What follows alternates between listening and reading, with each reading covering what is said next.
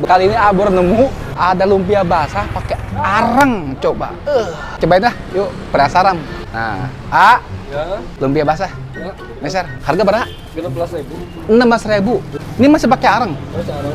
Sengaja emang apa dari dulu aja? Emang udah dari bapak saya jualan. Dari tahun berapa jual? Tahun 72. Generasi keberapa? 3.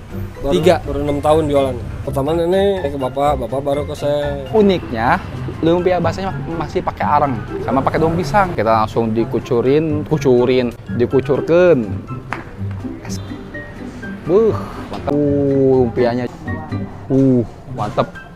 Kita cobain. Bismillahirrahmanirrahim.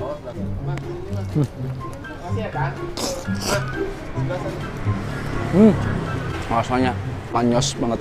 Pedas, asin, gurih. Agak sedikit ada rasa ebinya. Ini rasa benar-benar kejaga banget.